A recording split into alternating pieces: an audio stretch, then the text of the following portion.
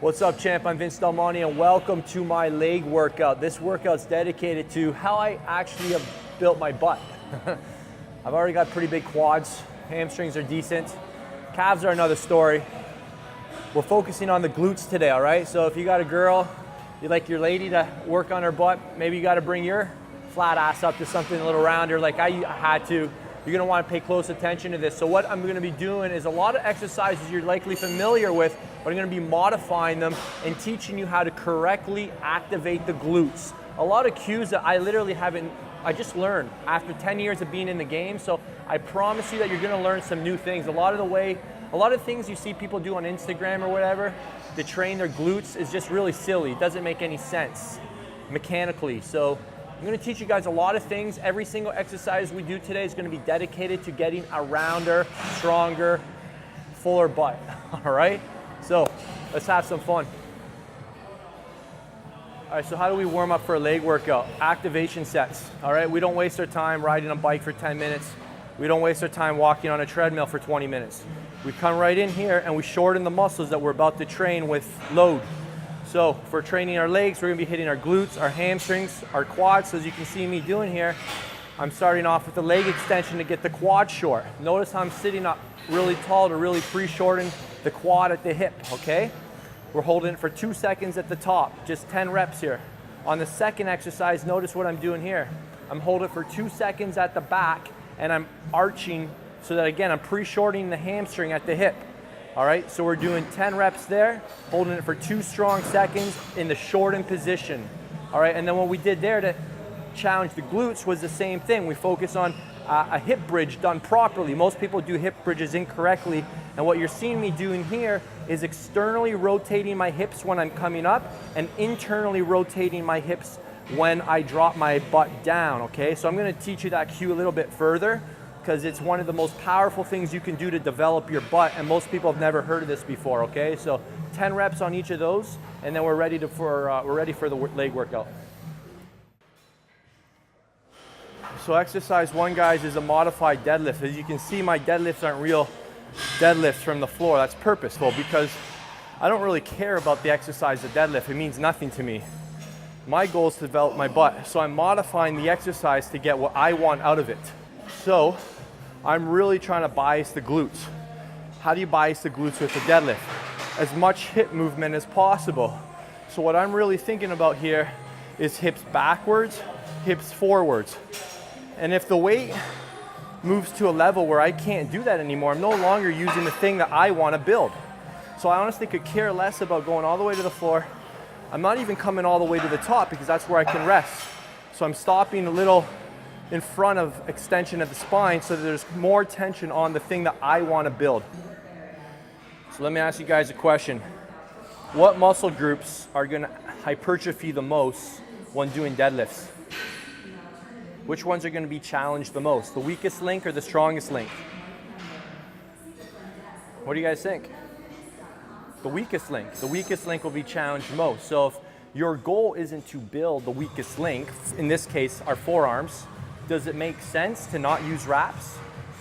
It doesn't make sense not to use wraps unless your goal is to challenge the forearms the most. Does that make sense? You see how I'm making individual decisions based on what my goal is? I want to challenge my glutes. My glutes aren't the limiting factor with this weight. It's my forearms. So let's wrap it up. So the main 2 cues, guys, on this one here are hips backwards, hips forwards. Hips backwards, hip forwards. At the bottom position, you really want to drive your feet into the ground. So you don't want to think about pulling the weight up. You want to think about leg pressing the floor away from you. Those 2 changes in movements and thought process towards the exercise will change your physique so much faster than just trying to pull shit up off the floor. All right, so front squats here, we're gonna do about 5 or 6 sets, keeping the rep ranges slightly lower on this one because the trunk's gonna be your limiting factor here.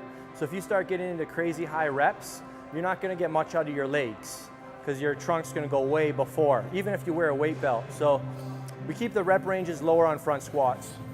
And really what we're focusing on here is squeezing for 2 seconds in the bottom position finding our glutes, contracting our glutes, and keeping the glutes engaged. Again, it comes back to what's your goal of this exercise. If it's quads, then you're gonna favor that, and you're gonna contract the quads harder. But if it's glutes, you gotta get your head in your glutes. All right, so with this one here, as you can see, as the sets roll on, I'm making micro progressions in the weight. Ideally, you always increase the weight from set to set, 5% of bar weight.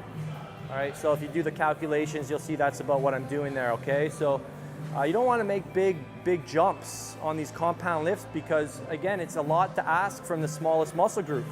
So we make these micro progressions. That way we can continue to contract the thing we wanna build. All right, if you wanna build muscle, build muscle. If you wanna build your eagle, I mean, there's a lot of other ways to build your eagle than to go to the gym. I'm not gonna lie, guys, I'm tempted to go 2 plates aside simply because the camera's on. However, that's gonna be a bit of a jump based on what I know about the last set. I'm simply gonna shorten the range and focus on a quality set. All right, that way I can leave the gym with my spine intact, and so that I can come back and do this again and then get the goal next time, okay? So one of the hardest things about training is actually holding yourself back. Because I don't doubt your motivation. I don't doubt your ability to push. I know that you're tough. I know you want to go for it. That's one of the most challenging things about training, and that's the aspect of training smarter and holding yourself back when you know if you do a little more, the risk potential is higher than the reward. All right, so you always have to make these decisions while you're training. You always have to ask yourself, is it worth it? Because there'll be a cost. So, fellas, this is the time in the video. You go grab your girl and you tell her to stop what she's doing, get off of Instagram, get her here. I'm gonna explain to you how to make a nice round apple ass. So, most girls, most guys, when they do their lunges, what do they think about? They think elevator, up and down, up and down, up and down. What I want you to start thinking about, it's not up and down, guys. It's forward, backwards. So come on over to the side. I want you guys to look at this because it's really tricky. Never seen anybody teach it like this. So what you're thinking about is, if you think of an athlete who's got a great ass, sprinters. Why? Because they're powering forward. The glutes are a very powerful hip extensor, so you need hip extension in the movement. So when you're doing your lunges, you should feel like you're rocket launching forward, and you have to hold yourself back from like flying into the wall in front of you. So that's the first thing. A lot of people get into this stationary up and down mode. So this is what you're thinking about. When your back leg's here, you're actually pulling everything back. And as you're pulling everything back, you're letting your trunk flex forward so the load's over top of the glute.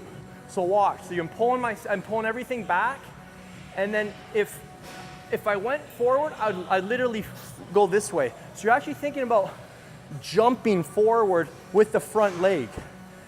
It's a completely different experience for your glute. It's how your glute functions. So look. So this is the movement. It's not up and down like everybody does with 75 pounds and they still have scrawny legs. It's backwards, forwards, backwards, forwards. And notice how I'm not coming all the way up to relax. Because if you were to jump, you wouldn't go like up. You want to go forward if you want to use your glutes. So this is what you're thinking about. Try it right now. Pull yourself back and then think forward. And you want as much weight on this leg as possible. So you don't want to be resting back here, right? So pull yourself back. And you'll be doing it properly if you feel like you want to go like this. You should be in a position that wants to launch forward, all right? And you'll be surprised, you don't need much weight when you start doing this properly. So it's pull back and then forward. Pull back, forward. And you can let your spine flex, your trunks go forward to bias this glute more, right? So that's a new experience. Play with that. Probably have to forget everything you've ever been taught if you want to use that exercise to develop your glutes, all right? It's forward, backwards, not upwards, downwards. That's for quads. Again, what's the theme here, guys? Taking exercise and creating something we want to get out of it. We don't do stuff just because somebody said this does that. It's how you do it, not what you do. what's the function of the glutes? They've got a number, but one of the major functions of the glutes a lot of people don't understand is that they're an internal and external rotator of the hips. All right, so this is a great opportunity to practice external rotation of the hips where they're challenged the most. So in this exercise, it may look like my spine's a little hyperextended, but it's not. It's actually in the position where the glutes are supporting the spine the most. And what I'm thinking about here, guys, is as I'm going back into extension, I'm pulling my glutes together. I'm gonna give you a silly visual, but pretend there's a peanut in between your butt crack and you're crushing the peanut.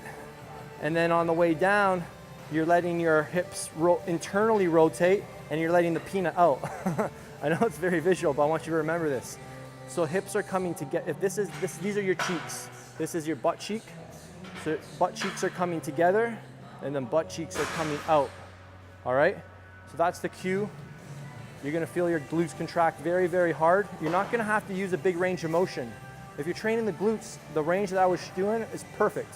If you wanna start training spine stuff, then you can dump forward. But again, it comes down to what's your goal. All right, I'm gonna give you guys one more exercise. This is a popular exercise. You see this all over Instagram, different variations of these hip bridges. I won't lie, most of them are garbage.